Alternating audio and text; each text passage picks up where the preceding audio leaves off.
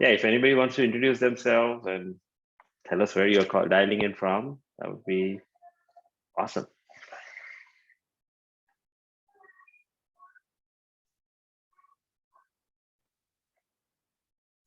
Nobody.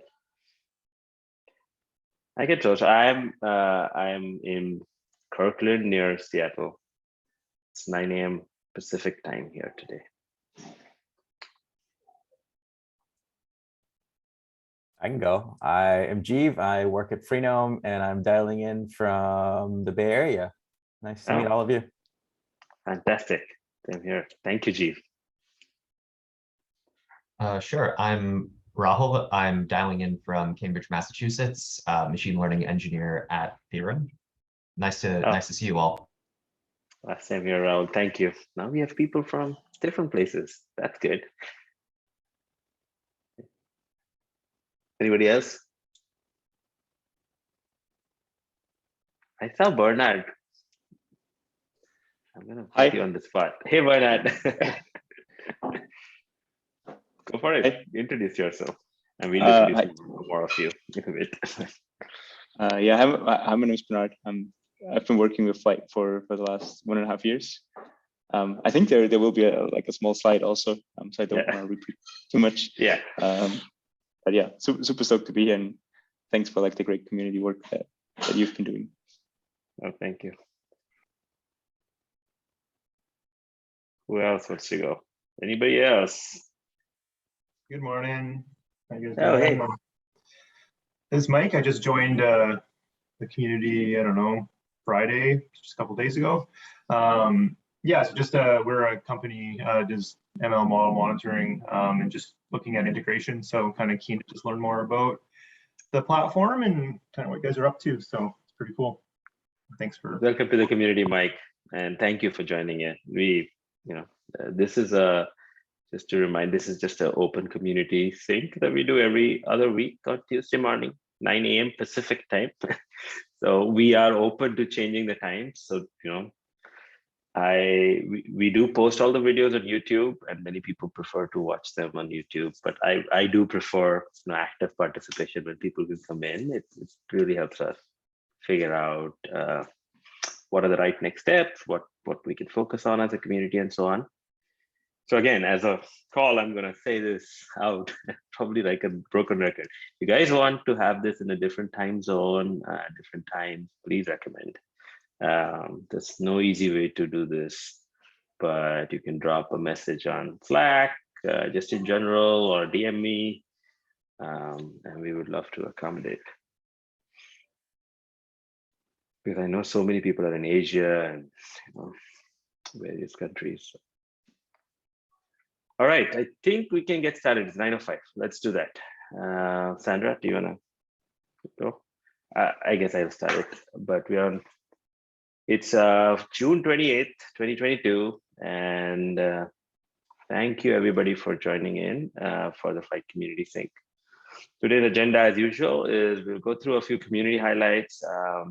We'll talk about, again, UnionML as the ecosystem project, but this is part of our Flyte ecosystem. So any project that wants to be included here, please come in, write about it, share your information.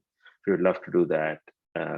You can give updates, and this is your area. From a roadmap point of view, we'll go through some of the exciting features that we're working on, just a high-level overview, and a couple of them we'll deep dive a little bit. There are a couple of RFCs that are open, so I wanted to bring that up. I've not included all the RFCs, so pardon me if I've not included some of your RFCs, but I've tried to.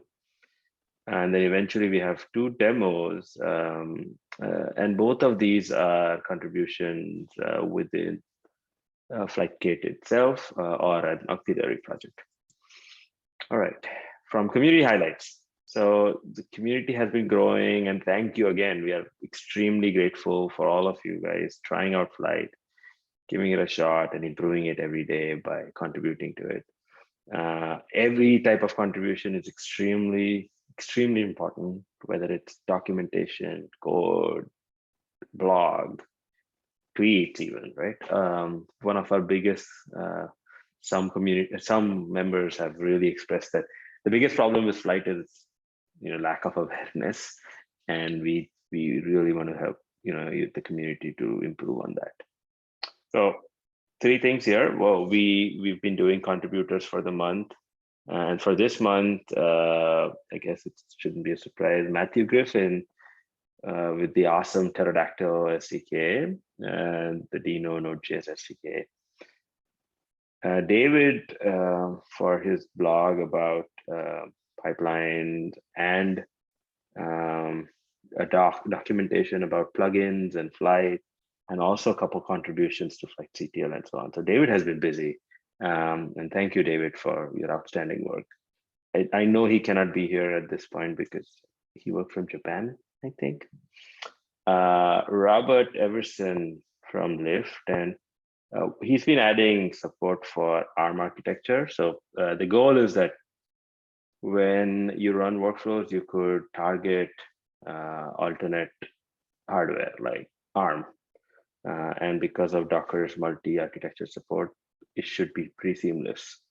And Flyte's natively integrating it. So that would, many of the cloud providers, these are very cost-effective machines, and it might be useful for many use cases. Today we have, and we kind of met one active contributor, Bernhard. He quickly told us for 1.5 years when I first met him. He's been a fantastic contributor, helping us spread the word, adding great features, and overall, just what I love about this community. So Bernhard, why don't you share something? Yeah. Hi again. My name is Bernhard. I'm coming originally from BlackRock, a company in Austria that does large-scale geospatial data processing. It was the company backing Microsoft Flight Simulator, and they have been on, I think, also the open source sync at some point. And about a year ago, we were facing the decision for going from our in-house workflow engine to something that someone else could manage, because just the lift of having your own workflow engine was a bit too much. And that's when we found Flyte. And since then, it has been quite the journey. We've tried to break it in any way possible, I would say, especially using large workflows. Our use case was mostly centered around big fan outs of one huge workflow. And again, a big thank you to all the great guys at Flyte. You've helped us a lot. And we have had lots of chats, and we made everything work, which is really nice. I'm now at Pajama, a company that tries to bring a bit more transparency to carbon credits and just to the whole voluntary carbon market, doing a very similar thing of geospatial big data processing of remote sensing data. And yeah, we're also using Flyte there. As a part of what I wanted to give back, and also a bit of what we might want to use at Pajama, I'm currently working at a Dask plugin. So that's what I'm also interested in, because some of our data scientists and the whole Pangeo community, they're setting a lot onto Dask. Yeah, and that's what I'm doing right now. So there should be a backend plugin coming. It is taking a bit of time because I actually have a day job, and it's not my main part, because we have a great Flyte Kit plugin working for Dask, but there should be something up in the upcoming month.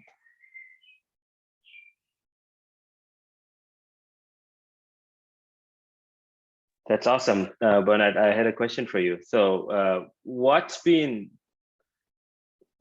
did you decide to choose Flyte, and what is the one thing that you would say is different or is good and helps you in your day job, or you or your team? And what's one thing that we should improve on? So the reason why we chose Flyte is because it seemed quite mature in the way it does scheduling. We really liked the type safety bits of things, and we were already relying on Kubernetes. So we had Kubernetes in-house knowledge and all that kind of stuff. Yeah, we like that it serialized to protobuf and just the general architecture of it.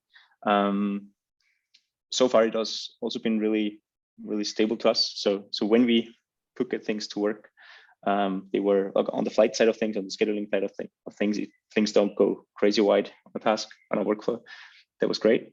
That brings me to the second bit of probably the things we've struggled the most with is that it's sometimes hard to, it has been like the past year, a lot of things have improved a lot, especially in the beginning, the documentation was a bit sparse. So we dug around a lot, that has improved greatly. And sometimes also, yeah, regressions in like new deployments, but it also has been like, we see that it has major improvements in every direction there. But probably that documentation, and also just, it's hard to find answers on Stack Overflow and things like that. No, so especially the ramp up is a bit hard. That is absolutely fair. No, I think documentation has been an area, if you know the wideness of the project, if you guys have a better structure for documentation, please recommend. If you see, we have tried a bunch of different things. We keep on moving it around. Our search, one of the problems with Flyte documentation, again, no justification, but like it's too many different repos, right? So sometimes I just wonder if we just make it mono repo, and maybe that's a community question. Should we just make it into a mono repo? And there are lots of problems with mono repo, right? The history and commits and like, but there are also benefits of mono repo. So, but that's fantastic. Good to hear. Yeah, we've also, I think the community and my team at UnionAI has been very, very focused on making sure that every release is better. And we try to minimize any kind of issues. But as we migrated towards 1.0, there were some issues that happened. And yeah, hopefully very, very less so. Our goal is that you should be able to deploy the backend and the Flyte kit independently. That's really the goal of this project, right? Make it really fast for platform teams and user teams to keep on updating their software. Thank you, Bernhard. That's completely, and I'm looking forward to the Dask plugin. You'll see something in the slide deck today that we'll talk about that some of the other folks are working on, and that kind of correlates with Dask. But I'm really looking forward to it. Ketan, there's a question for Bernhard in the chat from Jeev. Oh, sorry, I missed it. Is the Dask Flyte kit plugin? Oh, that's either it's open sourced. I think that was so the Flyte kit plugin is not open sourced yet. The Flyte kit one, the backend plugin, there is the work in progress there is open source. The reason why the Flyte kit plugin is not open source at the moment is because we have some in-house additions to it that are really specific to the tooling that we use. What I would like to do is, if it's of any value, I'm happy to open source it. Also from a company side, we're happy to open source it. We want to contribute back.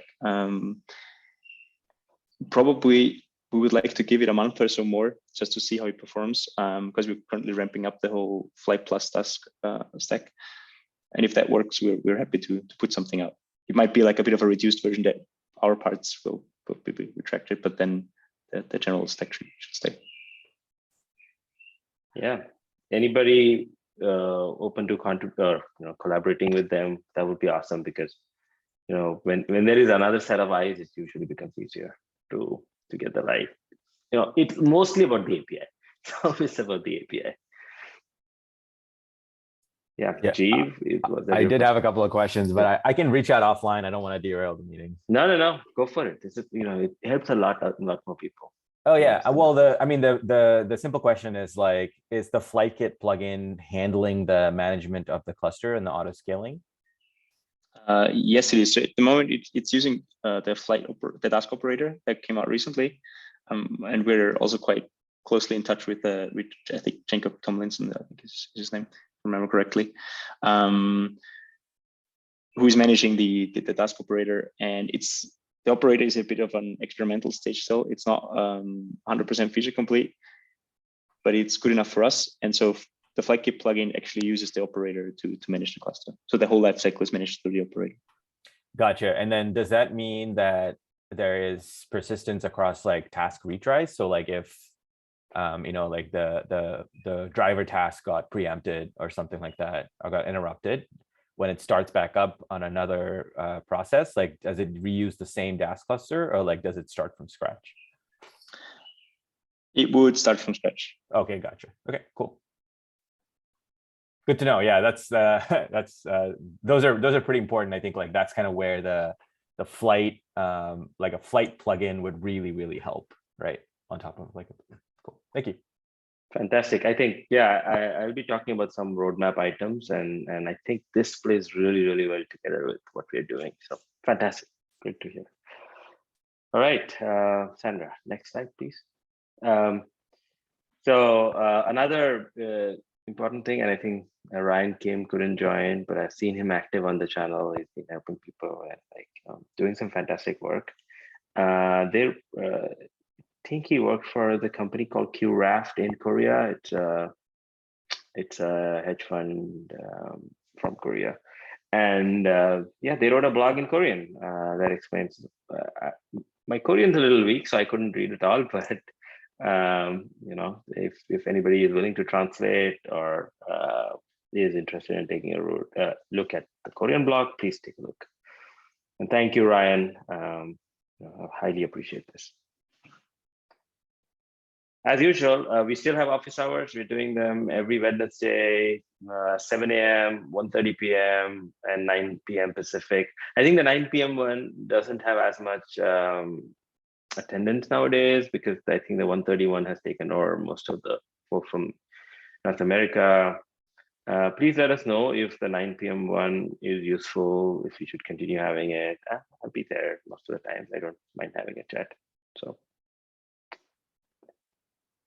All right, so we actually were going to do the ARM talk today, but for some reason, Robert had to postpone it. And so we pushed it to next sync, and so other things have been pushed forward as well. But so that's coming up on July 12th. We'll also talk about signal nodes. That's Dan working on something really cool. We think it's going to be a feature that will help a lot of teams deliver really amazing new products for their customers. And okay, I want to hand over to Niels, who's hopefully on the call, to talk about UnionML. Yep. Thanks, Ketan. Hi, everyone. I'm Niels Bantilan. And yeah, I'll just go through really quickly, give you some updates on the UnionML Flyte ecosystem project. So for those of you who don't know what UnionML is, it's a higher level machine learning specific framework built on top of Flyte. And it's a way for us to provide, some nice conveniences on top of Flyte that help you to write machine learning models and deploy them much more easily. It's a little bit more opinionated than Flyte. But yeah, this is my first hand at the Flyte meme propaganda. So please pip install UnionML, try it out if you're interested. There are links down here for the website, the documentation, the repo. But just to give you a little bit of an outline on the roadmap, we have a few things here that we want to build out. So we're prioritizing the prediction and serving story behind UnionML. So adding support for streaming, batch prediction, and additional serving integrations. I see Madhur Tandon asks, is it available in Contour Forge? Yes, I'll get to that in a second. The following release will focus on model tuning and experiment tracking, and then improving interoperability with Flyte. Currently, you can use UnionML with Flyte quite well, but I think there's a lot more there we can do to make it more seamless. And then finally, we're going to double down on model observability, data quality, and kind of the UX around Jupyter. And the next slide should be my last one. Cool. So if you're interested in contributing, if you go to the UnionML README, read the docs site, there's a contributing guide where you can get started in various ways, from lightweight to heavyweight, like improving docs to filing bugs and feature requests and pull requests. On the bottom there, you can see that there's a link to the roadmap, and we're planning on starting a OSS planning meeting. So it'll be different from this one in that it'll like literally be a developer meeting. We'll go through the roadmap.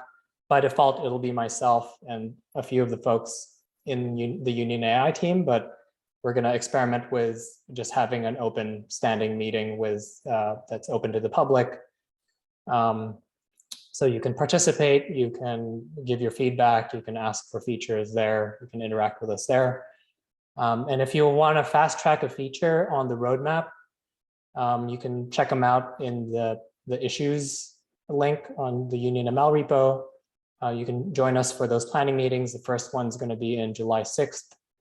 And then, you know, as Shia LaBeouf says, you can just do it, just make a PR if you want to implement something yourself and you're excited about a feature. Oh, sorry. The very last thing I'll mention here is a UnionML contributor, Sugato Ray. He's a PhD physics PhD candidate at the University of Wisconsin-Milwaukee. He literally just made Conda Forge packages for UnionML, FlyteKit, and Flyte IDL. So shout out to Sugato. Maybe we'll have him on here next time if he's available.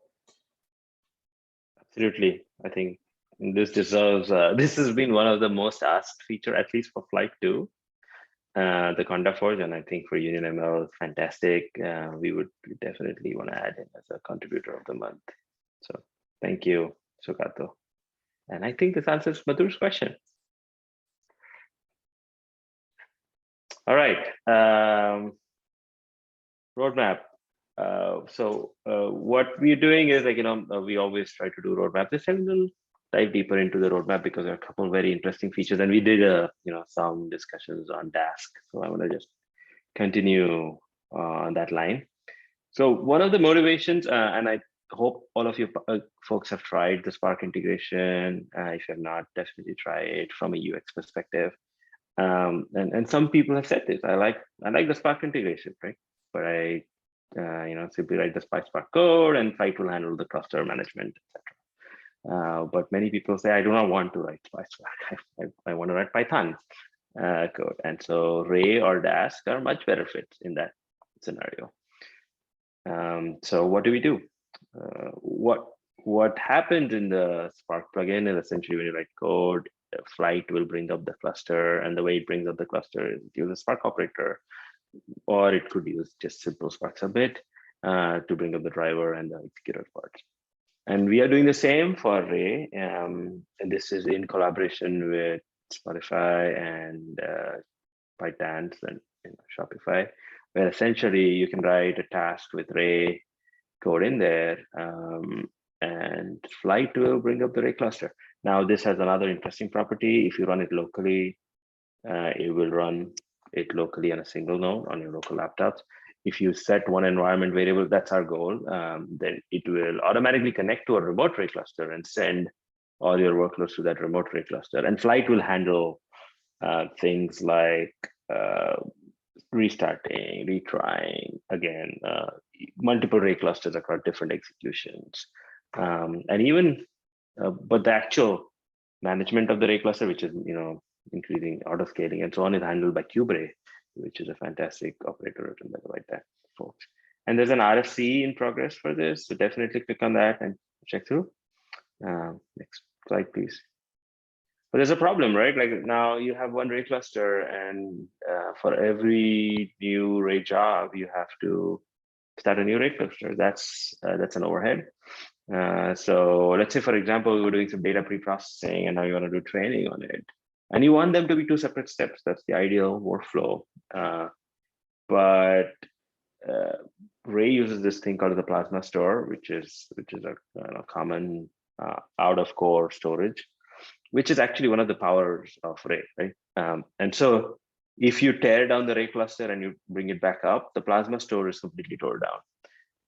So what if we could reuse the plasma store across multiple executions?